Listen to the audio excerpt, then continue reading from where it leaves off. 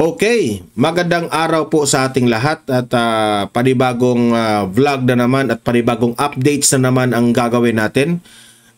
Bago natin itatalakay ang mga topics natin ngayon, gusto muna akong magpapasalamat dito sa mga nagpapakulay at nagpapamember dito sa aking channel sa Don Mar TV, no? Sa mga nagpapamember po, maraming salamat po kay Elijah TV, Rita Indrina, Florenda Finwick, Marian Carluman, June Daste, Rogelio Espina, Dyer Kina, George Bagunon, at Wilma A. Maraming salamat sa inyong pagpapamember dito sa Don Mar TV bilang mayor. Thank you very much. And also guys, maraming salamat sa mga nagpapakulay po sa ating mga videos, no, na nagbibigay ng blessings dito sa ating channel. Especially dito kay Roses 5488, Aliyah Aleng, Marivic Rodriguez, Shane Cruz, Marina Bustamante, Miss Judge. Maraming salamat sa inyong mga pakulay. Merong nagbibigay ng mga $10, merong nagbibigay ng mga 800 yen. So thank you very much sa inyong mga suporta dito sa ating channel. Okay? So punta tayo dito sa unang topic natin, no? Ito yung una nating pag-uusapan na itong si Presidente Bongbong Marcos. Sabi raw niya, magtatayo raw siya ng subway dito sa Pilipinas bago matapos ang kanyang termino. Ang tanong, mga pangako ba naman ito na I think may papaasa na naman sa atin ito eh. 'Di ba? Mamaya pag-usapan natin yan kung ito po ay paasa lamang, pangako lamang na magiging mapako, di ba? So, mahirap nang magtiwala. Baka mabudol ulit ang mga tao dito. Okay. Next ng ating pag-uusapan ay itong si Vice President Inday Sara Duterte. May bagong reaksyon at komento patungkol po dito sa bigas na 20 pesos per kilo. At sinabi pa ni VP Sara na meron siyang solusyon dyan. Ayaw lang niyang tumulong kasi alam naman natin hindi kaya ni Bongbong Marcos itong mga ganitong bagay. Mamaya ipaalam ko sa inyo bakit yan, okay? Ito, Vice President Inday Sara Duterte nag-react rin patungkol sa issue nitong si Pulong Paulo Duterte sa video na nagva-viral. Okay? Nagre-react rin siya doon. Pag-usapan rin natin yan. And heto, grabe itong last topic natin, si Senator Tulfo, tinawag na ignorant itong si Gwen Garcia. Bakit ignorante na si Gwen Garcia ngayon? Okay, yun ang mga pag-uusapan natin, pero bago ang lahat, bago natin ito pag-uusapan, help me po muna na i-like at saka i-share itong ating video para guys kakalat ito sa taong bayan. Okay? Sabay-sabay muna tayong mag-like and share sa Don Mar TV. 1, 2, 3, go! Ayan, thank you very much. And also guys, sa mga bago pa lang dito sa aking channel, mag-subscribe na po kayo para kung ganon, ma-notify kayo kung meron tayong breaking news, meron tayong bagong uploads, o lagi kayong updated dito sa ating channel. And ma-notify kayo kapag nagla-live ang ating channel. Okay? So, mahalaga po na mag-subscribe tayong lahat sa Don Mar TV. 1, 2, 3, go! Okay? Nakasubscribe na ba lahat? Heto na nga, no? Sobrang trending itong balita patungkol po dito sa sinabi ni ni Presidente Bongbong Marcos. At ito naman ay binavlog ng mga bangag vloggers at mga tambaluslos vloggers. Ipinagmayabang pa nila itong sinabi ni Bongbong Marcos. Yan ang hirap sa inyo eh. Di ba? Itong mga BBM vloggers at itong si mga tambaluslos vloggers, hindi pa nga nangyayari ang isang bagay na ipinangako ng inyong amo ninyo, tuwang-tuwa na kayo at mayabang na kayo. Di ba? Yan ang hirap sa inyo eh. Ang kaibahan natin is kaming mga DDS vloggers, nagmamayabang kami sa mga bagay at proyekto na nagawa na ni Duterte. Pero yung sa inyo, hindi pa nagawa, nangako pa lang, ang yabang-yabang nyo na. Yan ang hirap sa atin eh. Di ba? Okay man yung mangarap tayo, no? Yung amo ninyo nangarap na magkaroon tayo ng subway. Okay yun, walang problema. Pero wag naman kayong magmamayabang hangga't hindi yan nakikita natin. Di ba? Sabi pa nga ng mga netizen buti pa yung kaluluwa nagpapakita.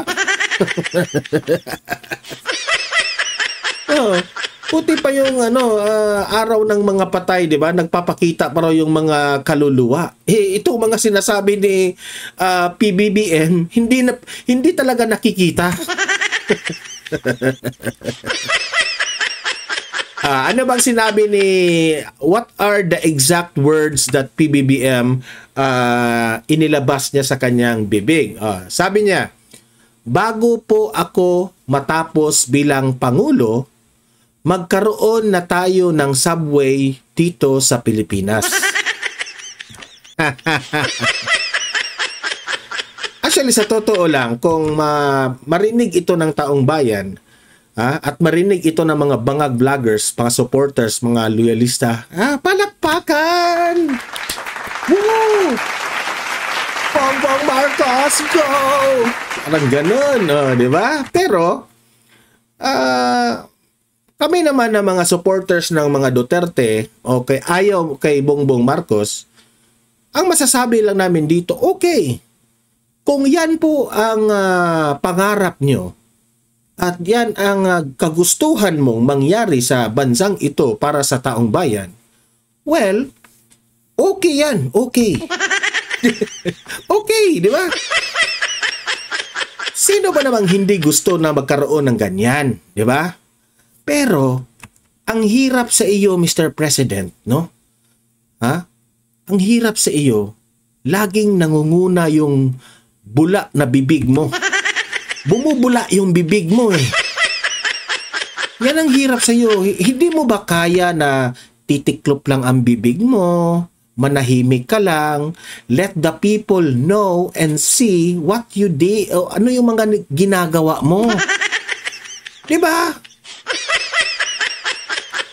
Ang hirap sa atin bibig yung una gusto mong pabubulain yung mga bibig mo muna, kahit hindi mo pa ginawa. Yan ang hirap yung mga pabulang bibig mo na sabi mo na 1 million pabahay per year. You said 6 million pabahay ang magiging mangyari kapag ikaw ay magiging presidente kasi 1 million pabahay per year. Yan ang sabi mo, no? Nasaan na yan? Hindi pa nga umabot ng million. Di ko nga alam kung umabot ba yan ng 1,000 pero wala namang binalita na ganun. Di ba? Unang-una yun. Yung 20 pesos per kilo na bigas, nasabi mo, bula na bula yung bibig mo dyan sa 20 pesos per kilo nung panahon ng 2022 campaign period.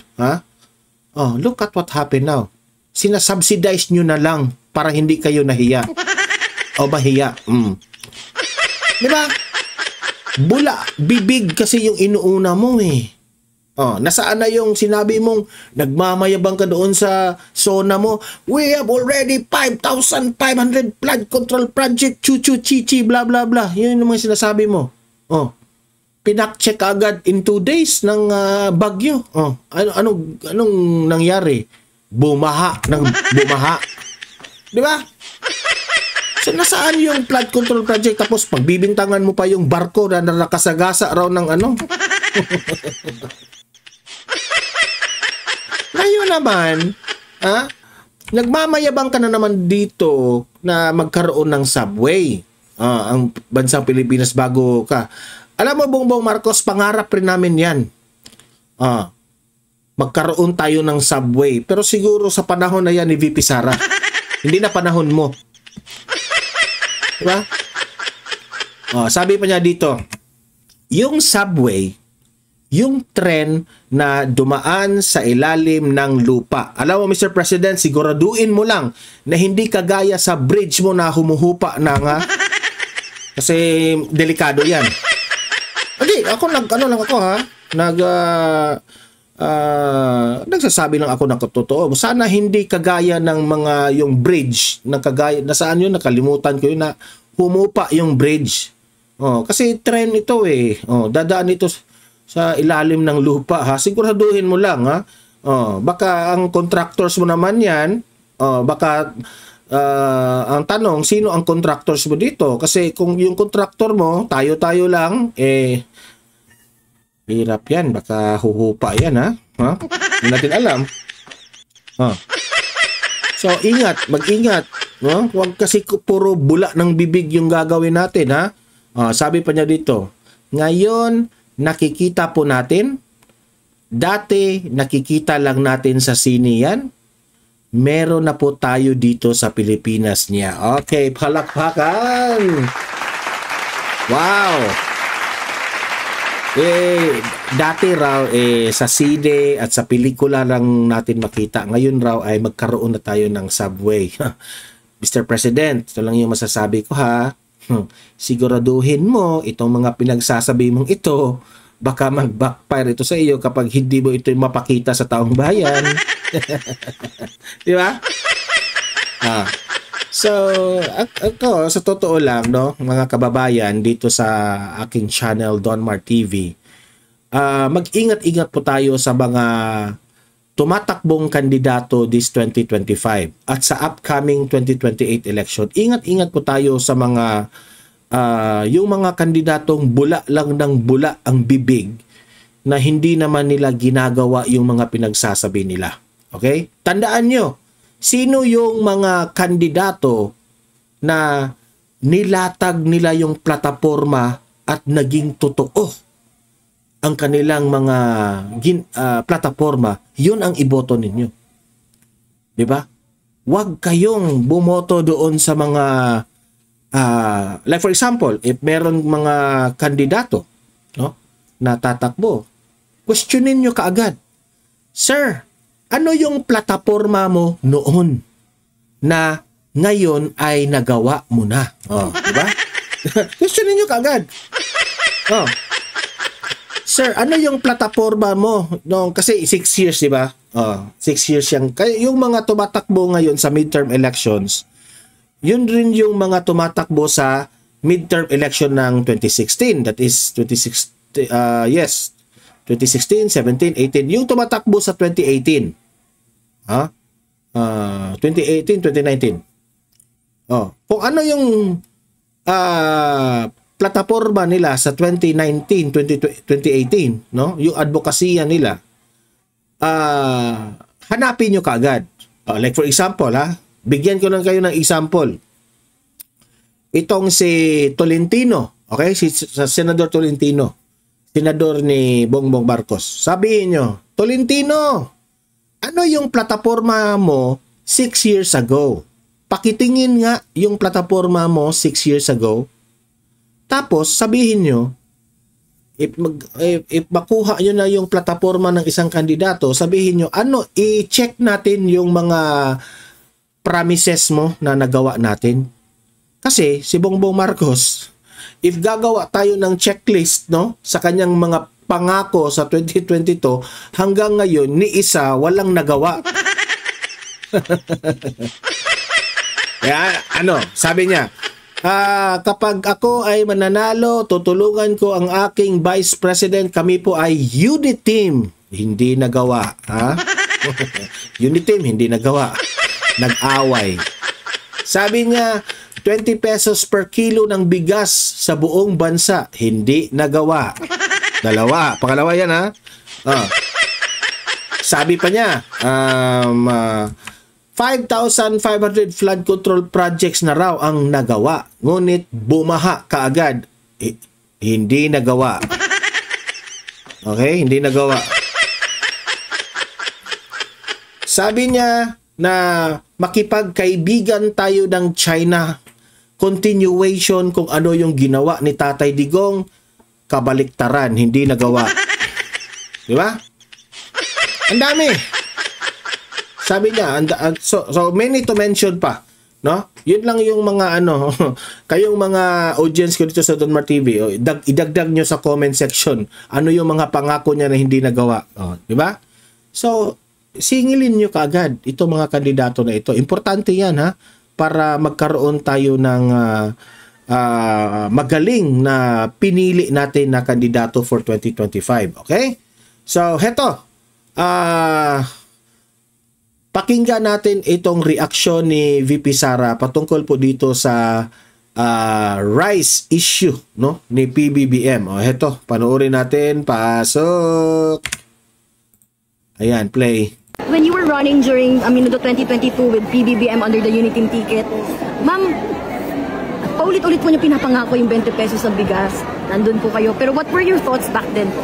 Diba? Tinatanong ngayon si VP Sara na nung sila pa ay magkasama nung 2022 campaign period, narinig ni VP Sara na pangako ng pangako itong si PBBM dito sa 20 pesos per kilo na bigas sa kanilang mga kampanya sa iba't ibang lugar sa Pilipinas. Si VP Sara po, tinanong niya ang isang businessman patungkol dito. At sabi ng isang businessman, hindi ito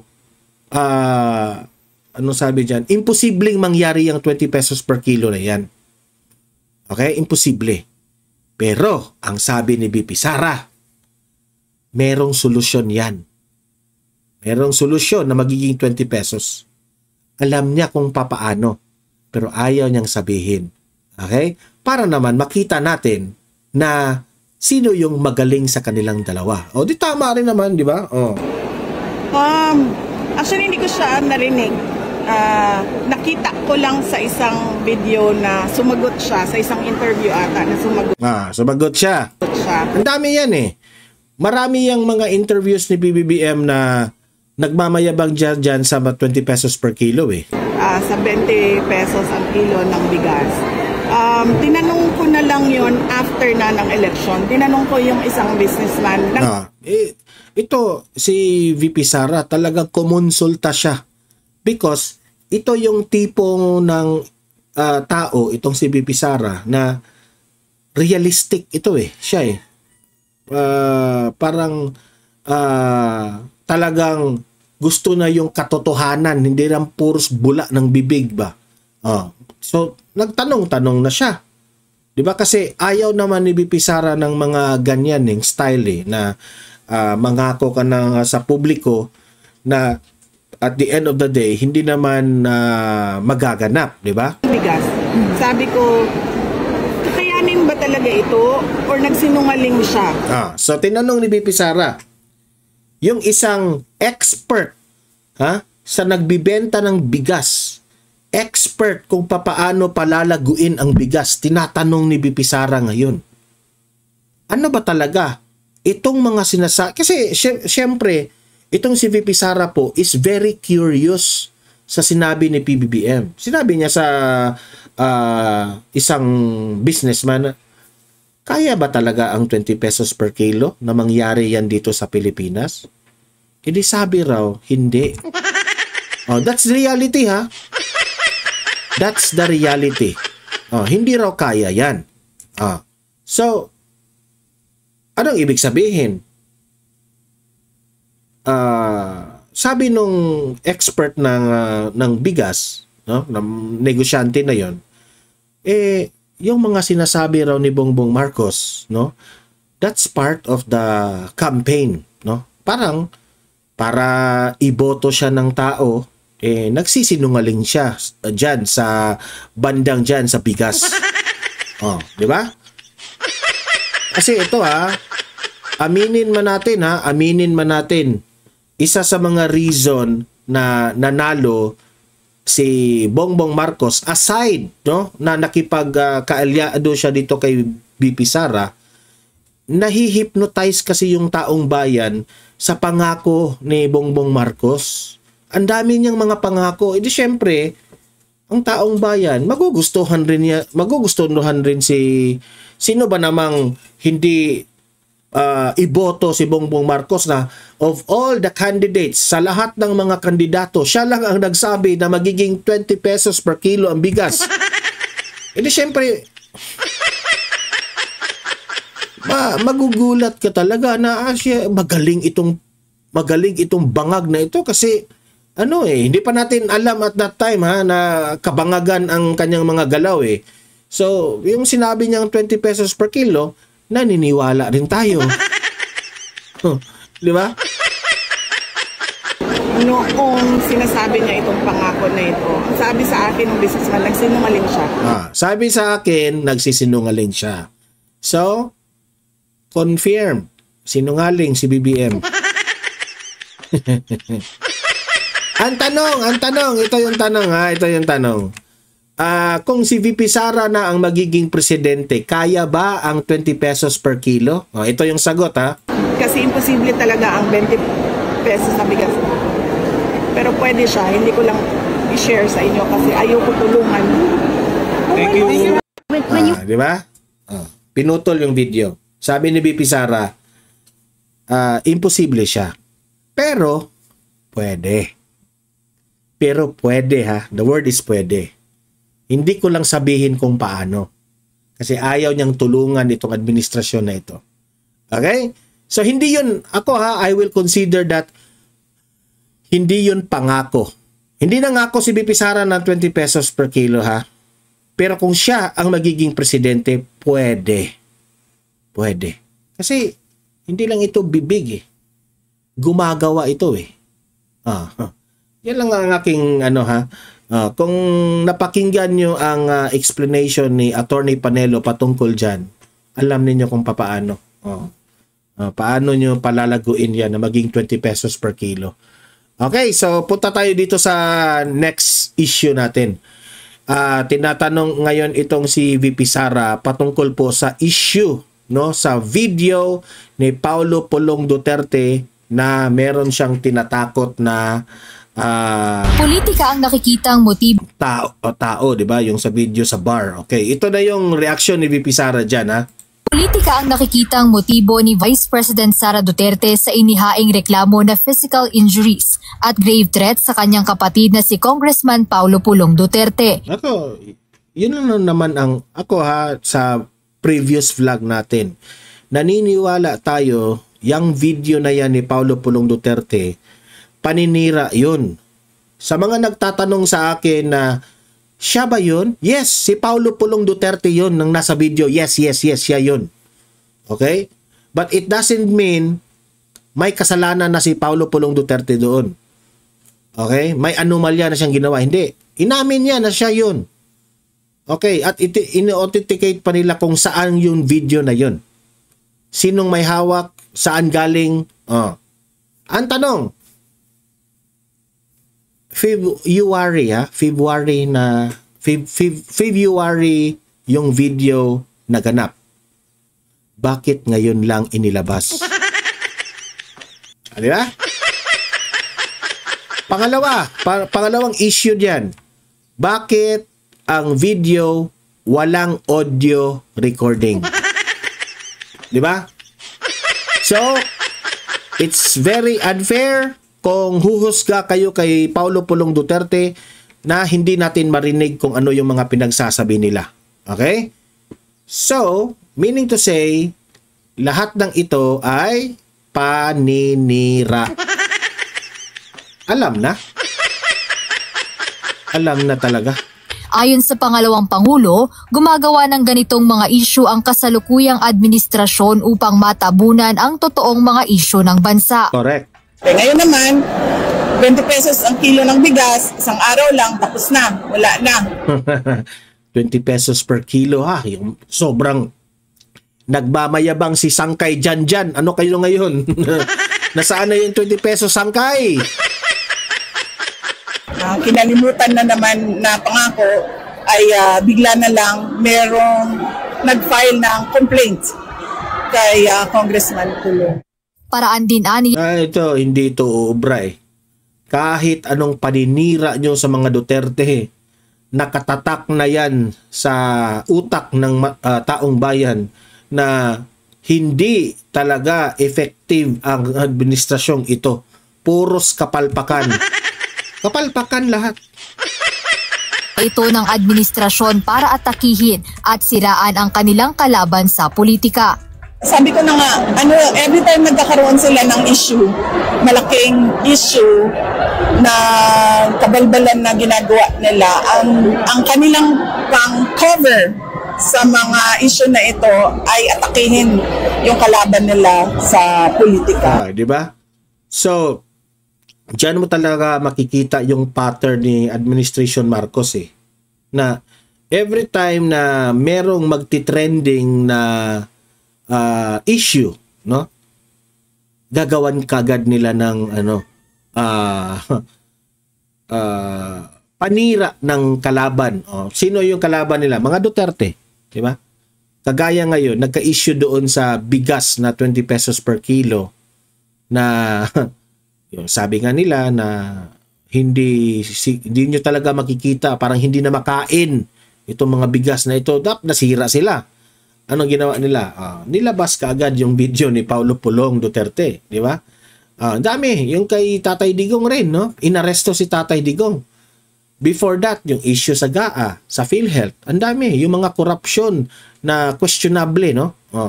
Na sinasabi ng mga ilan nating mga kasamahan ni Duterte sa Kongreso na merong corruption, merong mga questionable na mga budget, ganun, ganyan.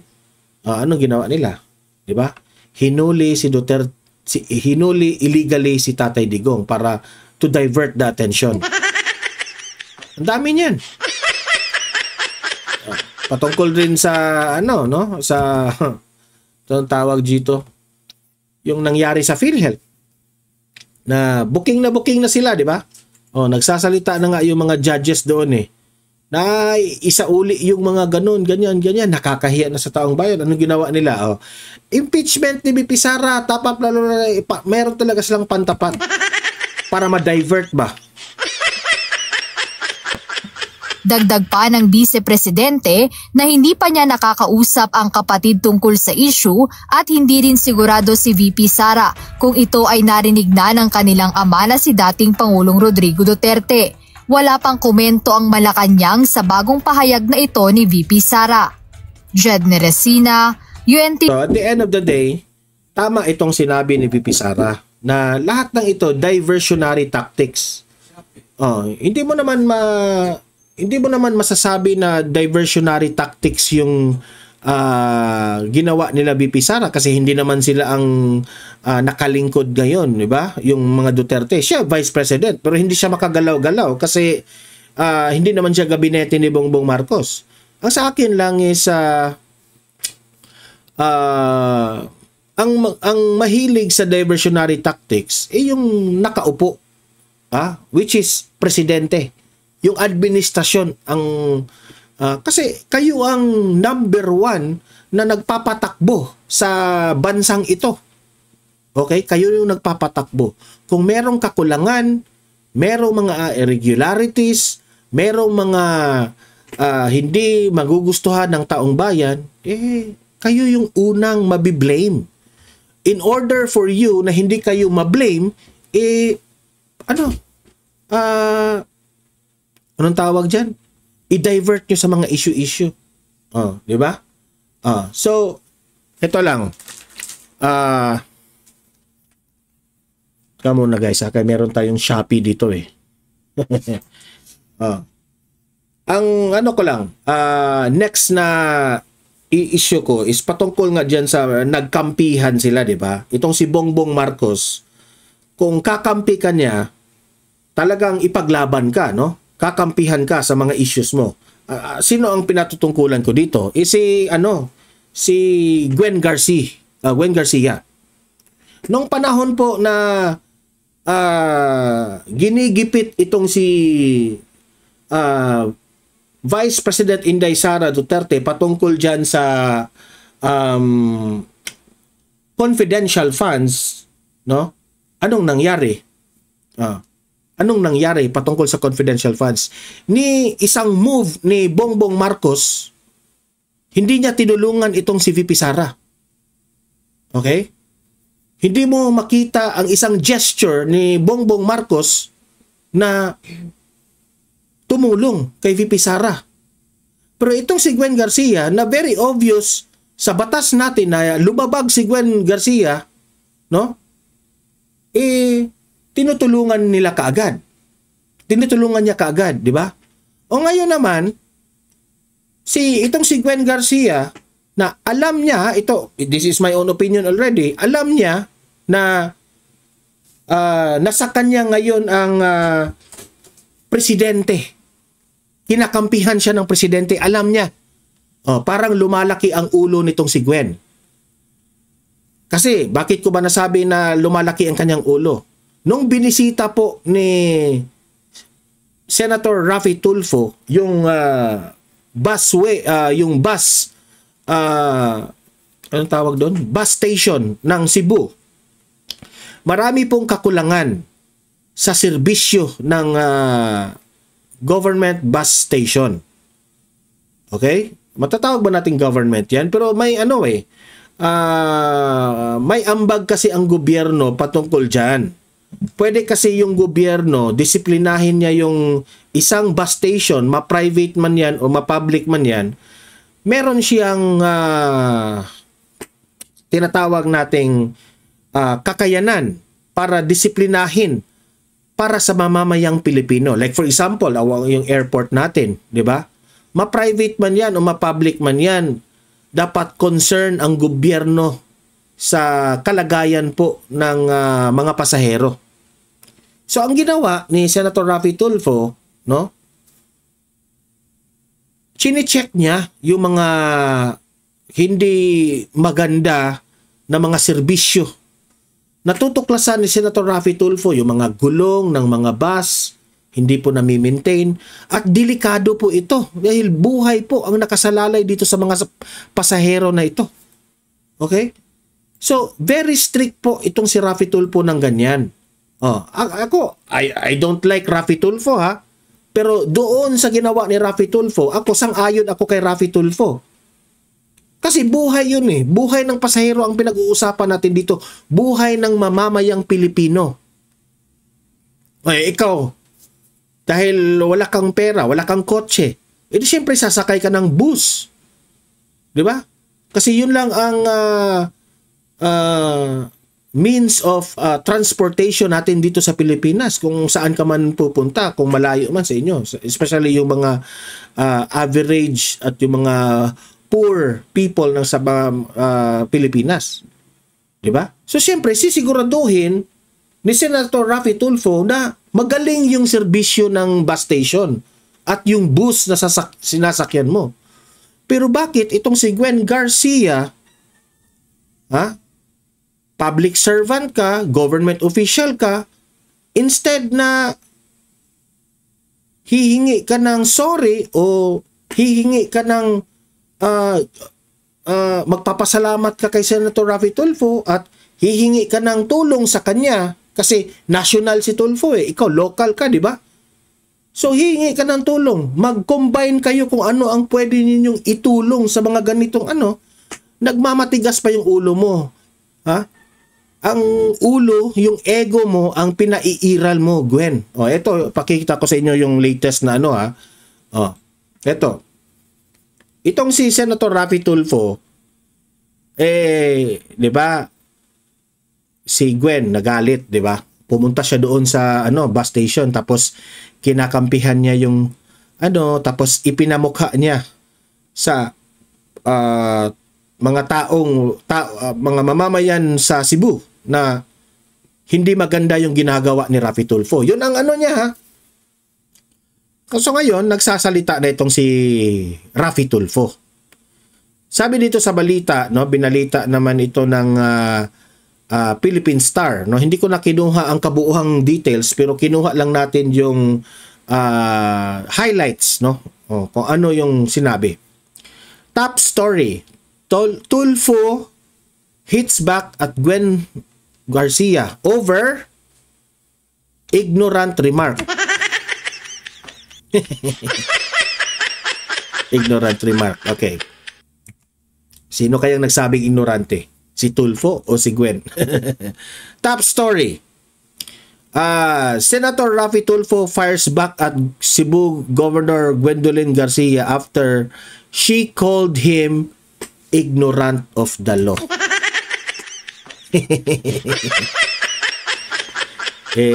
Kung si Gwen Garcia ay ignorant of the law, sometimes rin ikaw, Senator Raffy Tulfo, i-apply mo rin ito sa sarili mo.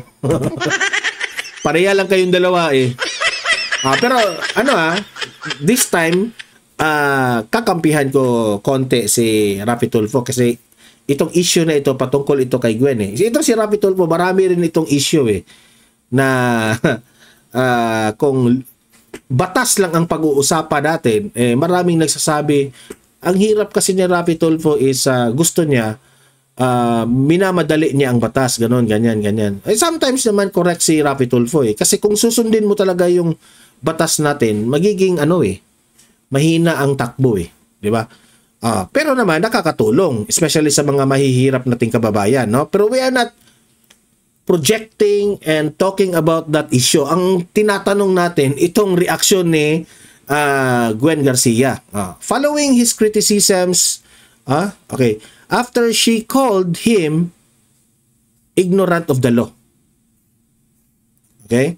Following his criticism of the collection of fees from passengers using public restrooms at Cebu North Bus Terminal, an act he claims clearly violates Republic Act 11311.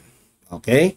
So, ako dito, sana naman, kung itong si Gwen Garcia po ay meron kang mga violate na mga anong tawag dyan? Kung meron kang mga violate patungkol dyan, sana naman pag-aralan. Okay? Kasi government official ka Kung this is not about you, yun ang ibig kong sabihin this is not about you. This is about the public. So, ako, mag-a-advise ako kay Gwen Garcia na huwag ipaiiral ang ego, ang kayabangan at ang kalakihan ng ulo. Tingnan ang the positive side sa ginawa ni Raffy Tulfo. Yun lang ang sa akin. Diba? Kasi, kung meron pong mga mangyayari na hindi natin gusto patungkol dyan, hindi naman ikaw ang unang maaapektuhan dito, Gwen Garcia. You have your cars, meron ka mga sasakyan, mayaman ka, hindi ka naman sumasakay ng bus, hindi mo ramdam. Pero itong mga kababayan natin na ako nga sumasakay ako ng bus. Ramdam namin na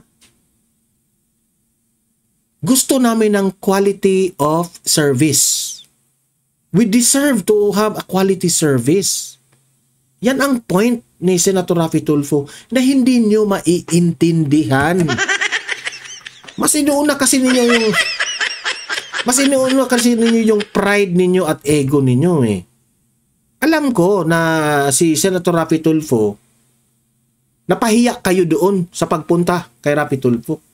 Huwag na nyo yung isipin yun. Ang isipin nyo, ang safety ng ating mamamayang Pilipino. Yun lang po ang aking point dyan. Okay?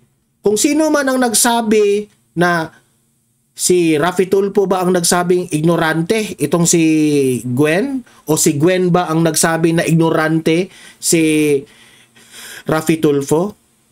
Well, kayong dalawa ay government official. Walang ignorante sa inyo, kung sino man. Okay? Kung the way we understand, ikaw bang nagsabi, sinong nagsabi, wala pong ignorante sa batas, kayong dalawa. Wala pong ignorante. Mga government officials, hindi po kayo ignorante sa batas. It's only that, yung pride at ego lang ninyo ang pinaiiral ninyo. Yun lang. Okay? Huwag na kayong mag-remarks na ignorante. Wala. Hindi yan nakakatulong sa bansa natin. Ang ipaiiral nyo,